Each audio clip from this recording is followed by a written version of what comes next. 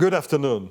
Thank you very much for these opportunities to participate in Jerusalem Post Conference. I have attended this conference in previous years, and although I love being in Israel, I look forward to being in New York again when things return to normal. The Jerusalem Post is a very important newspaper. The great reporting and analysis keeps English speakers in Israel and around the world informed and connected. We are still in the middle of this pandemic. Unfortunately, it seems we are witnessing a second outbreak in Israel these days. We need to be careful.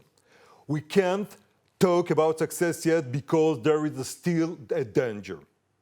The municipalities played a major role during this crisis, more than ever accepted.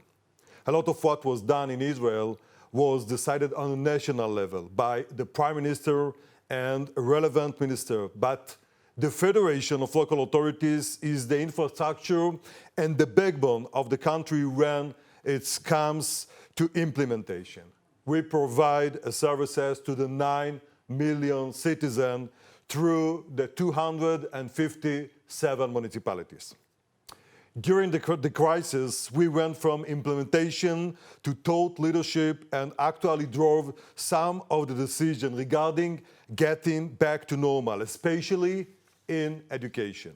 We spent most of our time in emergency and crisis management on both national and local levels. We implemented emergency management and crisis communication. Everything was constantly changing and evolving. Until now, our main focus and preparation was in the field of 1, education, 2, security, including on-front commands, 3, natural disaster like fire and earthquake, 4, welfare, and 5, healthcare. We are used to dealing with each of these, but not all at the same time. One of the most important tools we have is communication. We have a national network of mayors, city councillors, and municipal leaders connected together. It's more than just WhatsApp. It's our emergency command center in the Federation of Local Authorities, which was manned 24/7.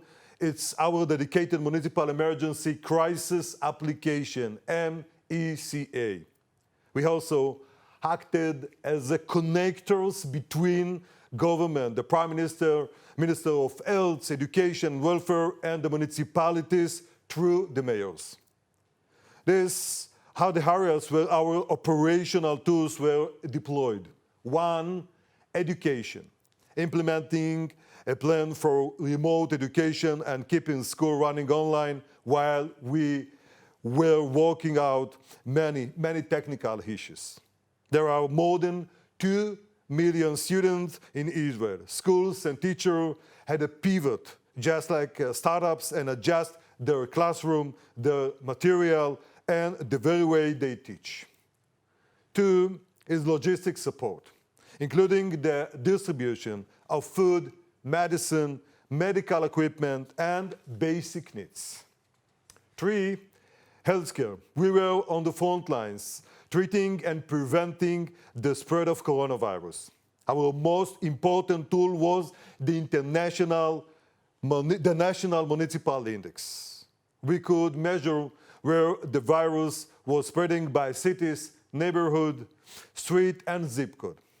Then we would deploy resources where needed. This saved life and prevented further infection. 4, field hospitals. We prepared mobile field hospitals in several cities in Israel.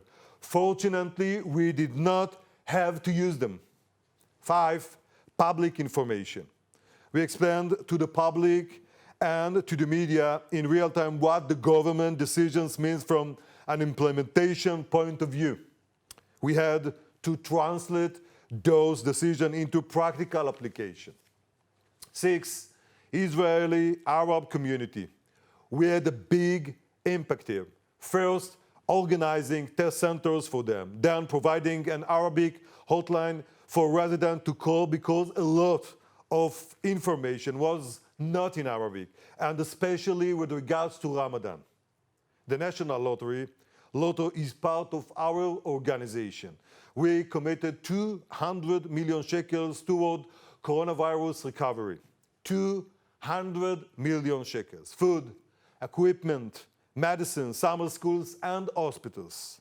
We were on the front lines with budget and logistics. The money that Israel spent on the National Lottery was now helping to rehabilitate the country. 8.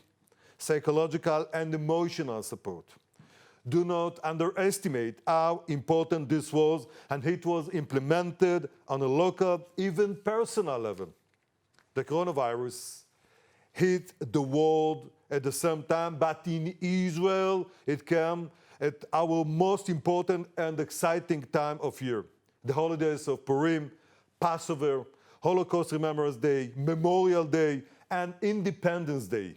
We reached out to very Holocaust survivors who received the flower and messages from our youth. We made sure that every bereaved family had some young people reach out to them on Memorial Day. This was critical. We also opened park exclusively for seniors, so they could spend some time outside their houses during the long weeks of isolation. Corona happened during our time of national rejoicing, which is about family, about friends, and freedom. When everyone was in lockdown, especially older people, we worked to avoid emotional and psychological crisis in the population. We monitored this and provided assistance. As I look toward the future, we have to be prepared because we are still in a challenging situation. I'm hopeful that the worst is behind us, only time will tell. We are wiser now, and we have been through stress and difficulty. We have to learn lessons moving forward. For us at the Federation of Local Authorities in Israel, we are moving to working 1 day weeks from home and helping schools also move 1 day a week of distance learning. This is better for families, better for quality of life, and we will see the impact. There is also a feeling of unity among Israelis and the Jews in the diaspora. We are working together and exporting our knowledge, experience, and technology to them. This is a long-term project that I'm heading for the Federation of Local Authorities together with several of national and international organizations. I'm also working closely with my fellow mayors. I've had contact with mayors from Germany, United States, United Kingdom, and many cities all over the world. We are discussing best practices and sharing resources. It is amazing to be part of this. Now we are much better prepared to meet future challenges together. Thank you very much.